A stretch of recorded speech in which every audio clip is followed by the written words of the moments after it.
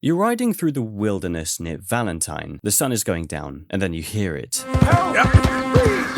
A man screaming for help. He says a rattlesnake bit him. His leg is swelling. He's going to die right there on the ground in front of you. Most players just ride straight past this guy. The ones who stop, half of them just give him a health cure and ride off, thinking that's the end of it. They never see him again. They never find out what they just missed. But there's a third option, a specific, exact thing that you can do that turns this 40-second encounter into the best free item in the entire game. And here's the thing, Red Dead Redemption 2 is absolutely packed with moments like this. Specific people you should beat up, specific people you should rescue, specific people you should never, under any circumstances, follow into an alley. The game does not tell you which is which. No quest marker, no journal entry, no on-screen prompt, nothing. But every single one of them has a payoff, a free gun, a gold bar worth hundreds of dollars, a horse the game normally locks behind a massive price tag, rewards you only earn if you know exactly who to fight, who to help, and who to run from. Most players finish this game and never trigger half of these. Not because the encounters are hidden, because nobody explained the rule that governs all of them. Today, we're going to fix that. We're going to walk through the complete map of who to beat, who to help, who to ignore, and exactly what you get from each one, starting with the rule that makes all of it make sense. Let's get into it. Before we touch a single specific person, you need to understand how this game actually works, because if you skip this part, the rest of the video is just a list, and a list without context is useless. Red Dead Redemption 2 does not have a simple beat up an NPC,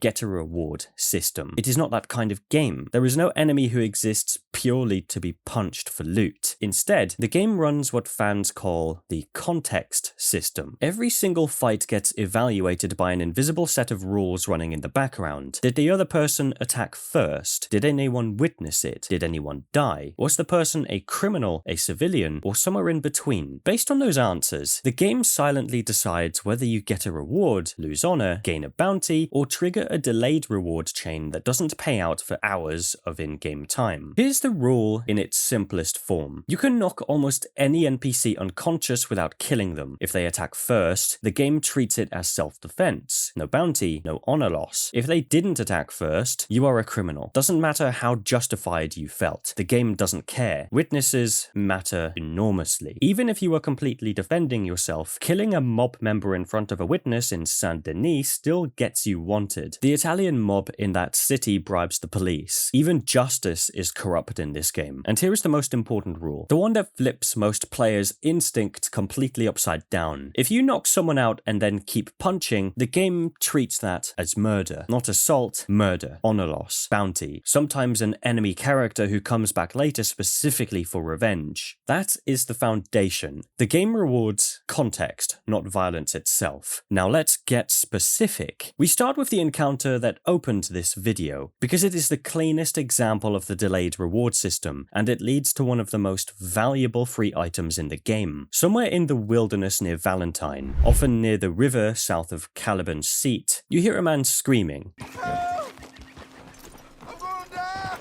His name is Norbert. Rattlesnake bite. Leg swelling. He is genuinely going to die. The game shows you two options. Give him a health cure from your inventory or suck the venom out yourself. Both options save his life. The game does not tell you what happens next. About 48 in-game hours later, Norbert shows up in Valentine. He is sitting outside the gunsmith shop, talking to his friend, Wallace. When you walk past, he calls you over. He thanks you for saving his life, and then he tells you to walk into the gunsmith and pick out anything you want. He is covering it. Any weapon, any holster, any upgrade. The price tags inside the shop turn to 0. You pick it, he pays. The most valuable item in the Valentine gunsmith at the point in the game runs around $250. Norbert is handing you an early game windfall worth more than most story missions pay out. Here is the catch most players miss. The reward is single use, and you have to claim it immediately. day. If you walk in, look around, walk out, and come back the next day, the price is reset. Norbert's tab closes. The reward is gone forever. There is also a small bonus if you sucked the venom out instead of using a cure. Norbert's friend Wallace asks how Arthur saved him. Arthur asks Norbert to please not go into detail. Norbert tells Wallace anyway. Arthur is mortified. It is genuinely the funniest moments in a game full of them. The lesson here is simple. The man calling for help is not a trap. Help him, get a free gun. But that is not the only encounter that works this way. The same delayed reward pattern shows up somewhere you would never expect. Deep in the forest of Roanoke Ridge, if you ride through at the right time, you find a man with his foot caught in a steel bear trap. He has been there a while. He is in agony. He is begging for help. This is a real encounter, not an ambush. Free him from the trap. He thanks you and offers you a couple of pelts from his bag. That alone is worth maybe $20 or $30. Fine, you ride off. But then, a day or two later, you find this same trapper at the gunsmith in Annesburg. Same setup as Norbert. He calls you over. He wants to repay the favor properly. He will pay for any item in the gunsmith on his tab. Annesburg gunsmith carries different inventory than Valentine's. By the time you reach this point in the game, the options are more interesting. A reinforced holster, an offhand revolver, any of it, free. There's a second variant of this exact encounter. A different trapper, stuck in the same predicament near Strawberry, appears later at Strawberry's general goods store and offers to buy any general goods item. Same one-time use clock. Walk in, pick your item, walk out. Coming back later does not work. Now here's where the formula flips completely, because for every legitimate help needed encounter in this game, there is at least one ambush designed to look exactly like it. You're riding down a road. You see a woman, alone, lying next to a dead horse. She calls for help. Please help! She says her horse fell on her and she cannot move. She asks for a ride. Half of the time, this is completely genuine. You help her, give her a ride, and at the end, she rewards you with a piece of jewelry. There is even a glitch in one version of this encounter where, if you take her to Emerald Ranch before the epilogue, you can sometimes receive a silver dapple Pinto Missouri Foxtrotter, a rare, high-value horse that normally costs a fortune. The other half of the time, it is a trap. She is not really pinned. The dead horse next to her was killed by her gang specifically to make the scene look convincing. The moment you dismount to help, 3 or 4 of her associates come out of the trees and start shooting. But there is one tell that can save your life. Look at the dead horse. If it has saddle damage and old blood, it is a real accident. If it looks freshly killed with no obvious cause of death, you are about to be ambushed. Some players just prefer to shoot first and apologize. Never. The game does not punish you for being suspicious. But the trap is nothing compared to the one waiting for you in Saint Denis. If you walked into Doyle's tavern in the slums of Saint Denis, a woman named Daisy might approach you at the bar. She says she's seen you before. She asks if you run with Dutch Vanderlyn. Come on over here, handsome, and amuse me some.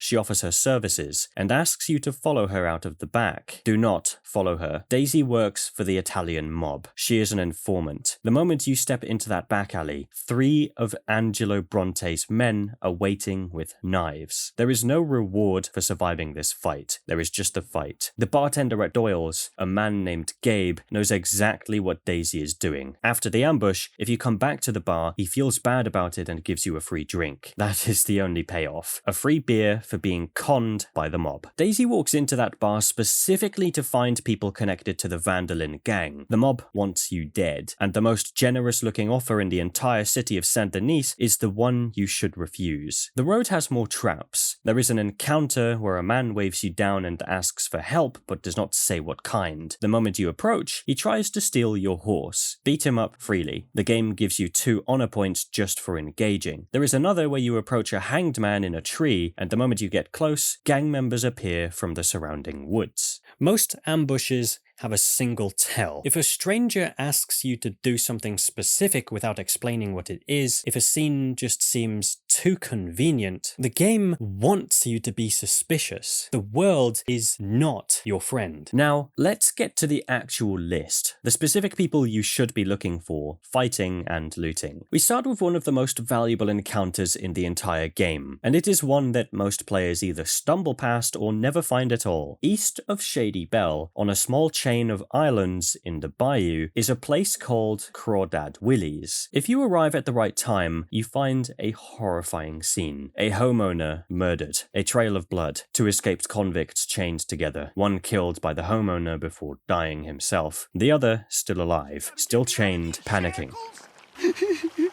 You have a choice. You can shoot the chain off the surviving prisoner, or you can ignore him and ride away. If you shoot him free, he gives you something nobody else in the game will. He tells you the exact location of a hidden gold bar. Go to Rhodes, look southwest of the water tower, across the railroad tracks, between three rocks, half buried in the dirt, a gold bar, worth around $500 from a fence. A free $500 for shooting a chain. Most main story missions do not pay that.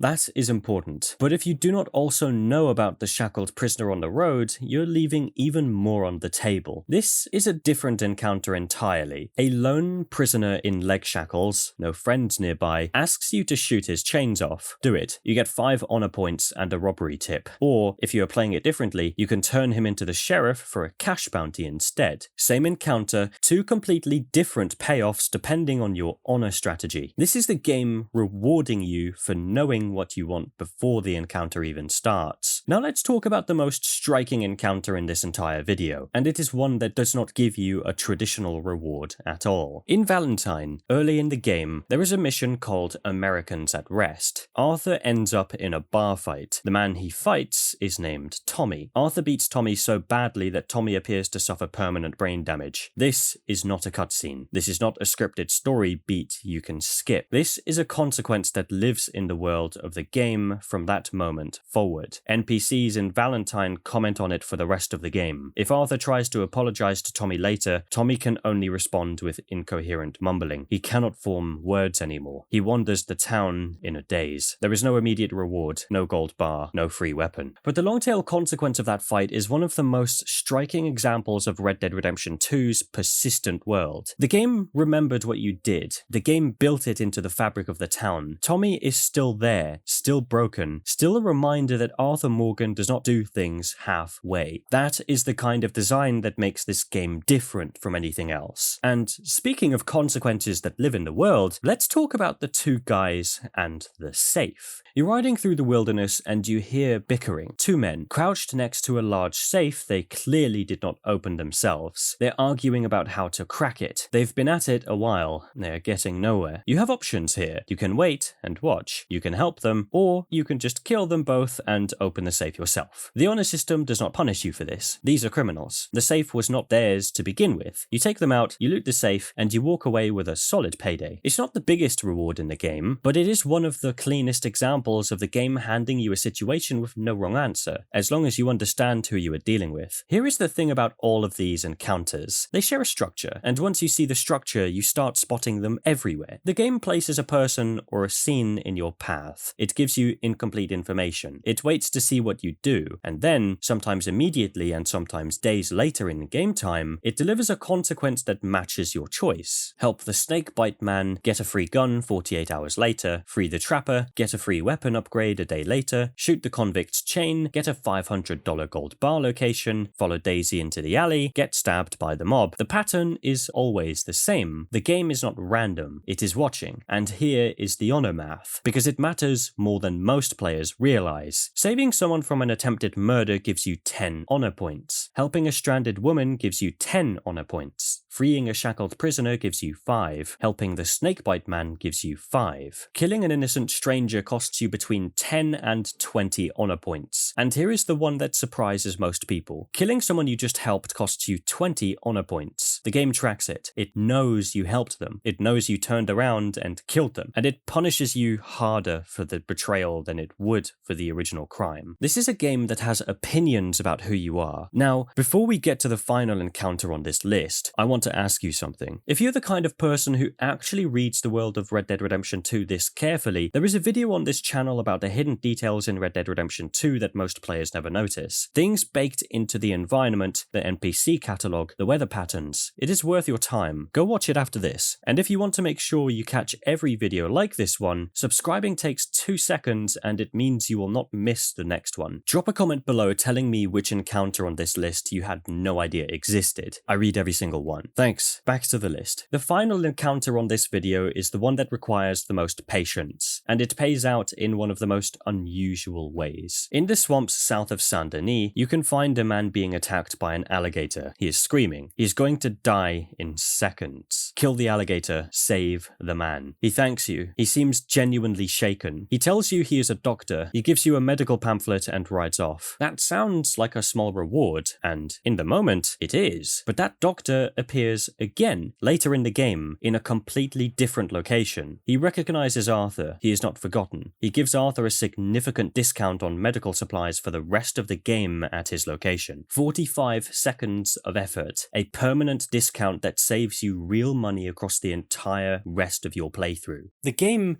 is full of these chains. Most players break them by accident. They help someone and then shoot them 5 minutes later out of boredom. They trigger an ambush and then never go back to the bar to get your free beer. They ride past the screaming man near Valentine in a rush to get to the next mission. And they never know what they missed. So, let's bring it all together.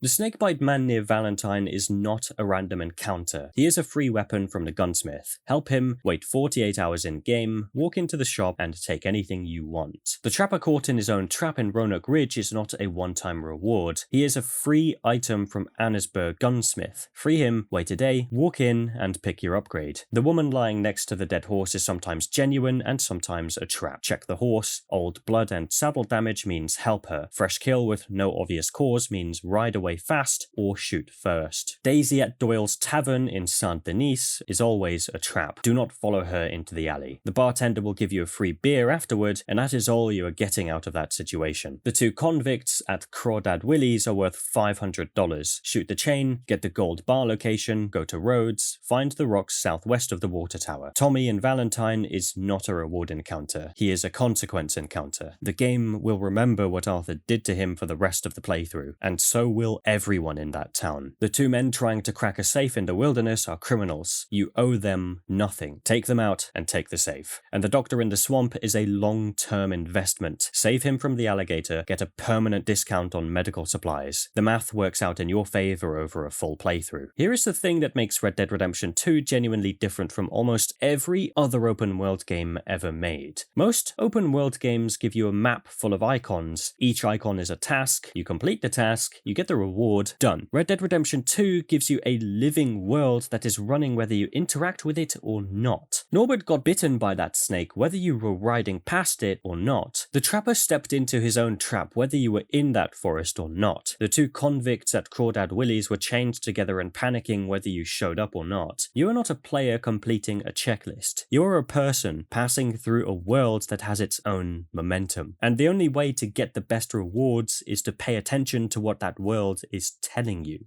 The game does not shout at you. It whispers, and most players are riding too fast to even hear it. Now you know what to listen for. Go back in, ride slower, and listen for the man screaming. The man near Valentine is waiting.